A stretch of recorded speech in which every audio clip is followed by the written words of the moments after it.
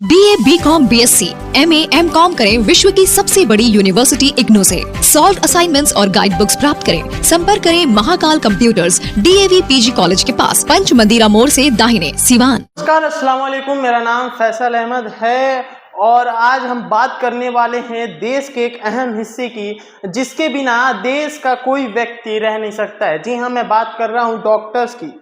Doctors बनने की शुरुआत नीट यूजी जो एग्ज़ाम है उससे होती है। आपको बता दें कि जिस तरीके से इस बार का नीट एग्ज़ाम का रिजल्ट आने के बाद स्टूडेंट्स में हंगामा हुआ और काफ़ी धांधली देखने को मिली NTA द्वारा रिजल्ट की जारी करने के बाद। आपको बता दें कि ये जो मामला है कब ज़्यादा संज्ञान में आया, जब पता चला कि 718 और 719 नंबर बच्चे के आए हुए हैं 720 में से, जो कि मैथमेटिकली कभी भी पॉसिबल ये नहीं है। आपको बता दें कि जो नीट एग्ज़ाम है वो MCQ पैटर्न में है और MCQ पैटर्न में है, जिसमें आपको बता दें कि 720 नंबर का एग्ज़ाम होता है और इसमें नीट एग्ज़ाम में 4 सब्जेक्ट होते हैं, फिजिक्स, केमिस्ट्री और जूलॉजी, बॉटनी। ठीक है, ये 4 सब्जेक्ट होते हैं और चारों सब्जेक्ट में 50-50 क्वेश्चन रहते हैं और आपको अटेम्प्ट करने रहते हैं 50 क्वेश्चन में से 45 क्वेश्चन आपको चारों सब्जेक्ट में अटेम्प्ट करने रहते हैं। टोटल आपका 180 क्वेश्चन होता है, जिसमें आपको बता दें कि रॉन्ग नंबर, जैसे कि अगर आप कोई भी क्वेश्चन रॉन्ग करते हैं तो -1 होता है और अगर आप उसको सही करते हैं तो +4 होगा। ठीक है, अगर आप उस क्वेश्चन को छोड़ देते हैं तो माइनस। तो मैथमेटिकली देखा जाए तो 720 में से अगर आप एक क्वेश्चन छोड़ देते हैं तो 716 आ सकता है। अगर आप एक क्वेश्चन रॉन्ग कर दिए तो 715 आ जाएगा। 715 इसलिए क्योंकि एक आप क्वेश्चन रॉन्ग किए तो 4 नंबर तो ये जाएगा, प्लस 1 नंबर माइनस हो जाएगा।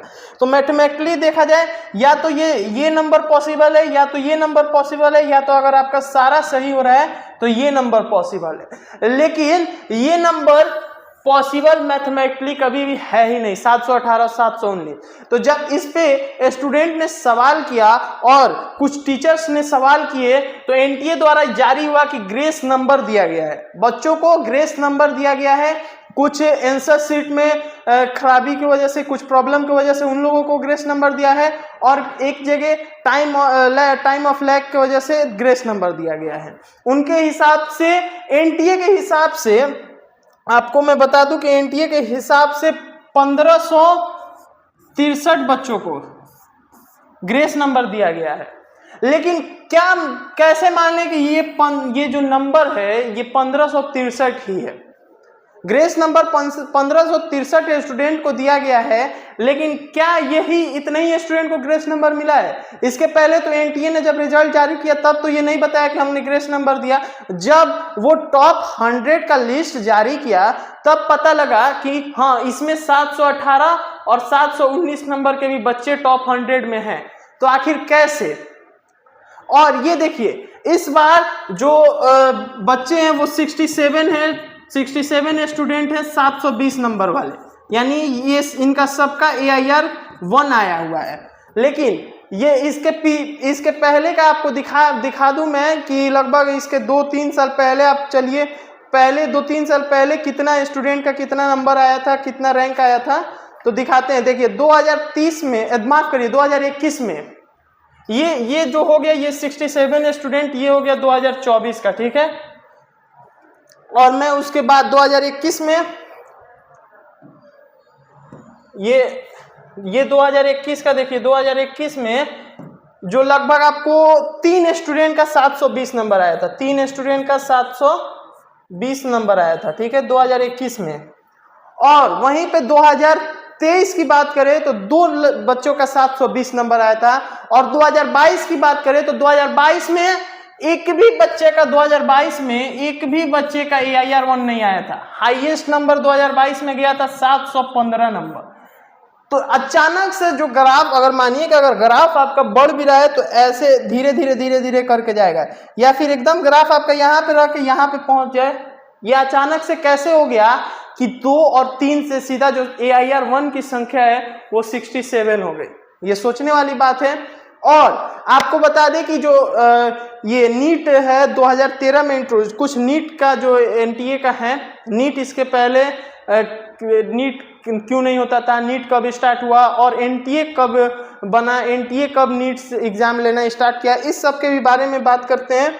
उसके पहले मैं बता दूं, देखिए अगर एनटीए से हमने पूछा, जब एनटीए से सवाल किया गया, एनटीए से जब सवाल किया गया इस संख्या के बढ़ने का 2 और 3 बच्चों से सीधा 67 बच्चों का 720 में से 720 नंबर आने का, तो एनटीए 3 रीजन दिया, एनटीए का 3 रीजन था और इन 3 रीजन, 2 रीजन कहीं तक देखा जाए तो चलिए चलता है, लेकिन जो तीसरा रीजन है वो लॉजिकली सही नहीं है।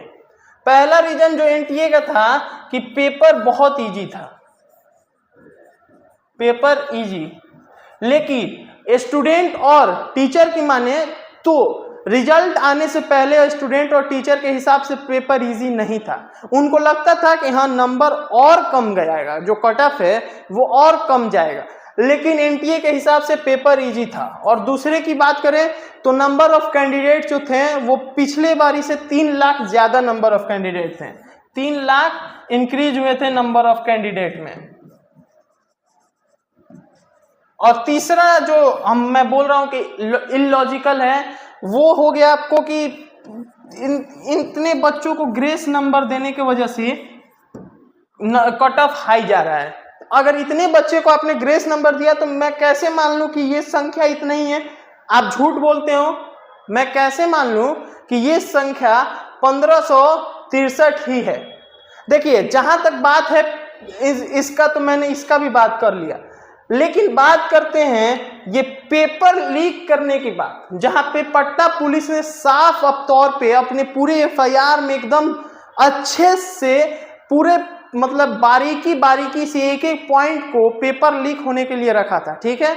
तो जब एनटीए उसको नहीं मान रही है, जो पटना पुलिस ने एफआईआर दर्ज किया कि हाँ पेपर लीक हुआ है, तो फिर बताइए वो क्या मानेगी? एनटीए का साफ कहना है कि नहीं पेपर लीक नहीं हुआ था, लेकिन अगर पटना पुलिस के एफआईआर को देखा जाए तो लगता है कि हाँ पेपर लीक हुआ था, क्योंकि उसने सेंटर से ही एक बच्चे को उठाया था और वो सेंटर था डीएवी पब्लिक स्कूल पटना के सेंटर से एक बच्चे को उसने वो उठाया था। और मैं आपको बता दूं कि जो रजिस्ट्रेशन था, ये जो नीट का रजिस्ट्रेशन था, नीट का रजिस्ट्रेशन 9 फेब से 9 मार्च तक के लिए ओपन हुआ था, ठीक है। 1 मंथ के लिए नीट का जो रजिस्ट्रेशन था वो ओपन हुआ, फिर इसको एक्सटेंड कर दिया गया। 1 वीक के लिए इसका जो डेडलाइन था उसको बढ़ा दिया गया। इसका डेडलाइन जो है उसको 1 वीक के लिए डिले कर दिया गया। अच्छा मान के चलिए कि अगर कोई बच्चा इतना पढ़ने में मशगूल हो गया कि जो वो एग्जाम दे रहा है वो उसी को भूल जा रहा है कि हाँ मैं जो एग्जाम देने वाला हूँ, जिस चीज का तैयारी कर रहा हूँ, उसी का वो फॉर्म नहीं भर पा रहा है, तो एक वीक के लिए उसको और डेट दे दिया गया, ठीक है। चलिए यहाँ तक तो वो भी ठीक था कि हाँ 1 महीना के बाद 1 वीक के लिए और डेडलाइन बढ़ा दिया गया। लेकिन 1 महीने बाद 9 अप्रैल को इसका जो रजिस्ट्रेशन साइट था उसको फिर से ओपन कर दिया गया। 9 अप्रैल को इसका रजिस्ट्रेशन साइट रीओपन कर दिया गया। 9 अप्रैल को रीओपन हो गया इसका रजिस्ट्रेशन साइट। अब बताइए कि यहाँ पे जो था, यहाँ पे आपको 1 मंथ का टाइम मिल रहा है। 1 मंथ के टाइम पे आपने अगर उसमें रजिस्ट्रेशन नहीं किया तो फिर आपको 1 वीक का और टाइम आगे मिला, फिर आपने उसमें भी नहीं किया, फिर आपको 9 अप्रैल। तो ये प्रॉब्लम रिजल्ट आने के बाद नहीं, ये प्रॉब्लम एनटीए का प्रॉब्लम रिजल्ट जब रजिस्ट्रेशन हो रहा था उसी वक्त से था। एनटीए का जो प्रॉब्लम था कि पहले उसने 1 महीना के लिए किया, फिर 1 वीक के लिए और बढ़ा दिया, फिर 9 अप्रैल को रीओपन कर दिया, फिर 9 तो 10 अप्रैल को रीओपन करने के बाद 11 से 15 अप्रैल को रीओपन हुआ।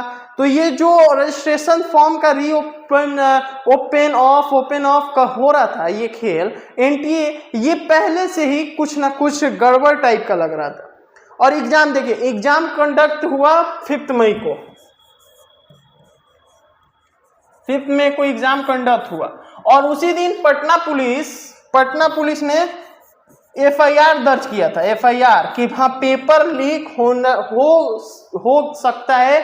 उस हिसाब से उन्होंने FIR में दर्ज किया कि एक स्टूडेंट को एग्जाम खत्म होने के बाद से उसके सेंटर पे से उसको लाया गया। उस स्टूडेंट ने कहा कि हाँ मुझे एक प्ले स्कूल में ले जाया गया था, वहाँ पे मुझे आंसर बताया गया था, क्वेश्चन बताया गया था, मुझे रटवाया गया था, तो मैं आके एग्जाम दिया। फिर भी NTA ये मानने को तैयार नहीं है कि हाँ पेपर लीक हुआ है। ठीक है, ये बात हो गई आपको। और मैं आपको ये बता दूं कि 2016 में पहला नीट एग्जाम हुआ था। 2016 में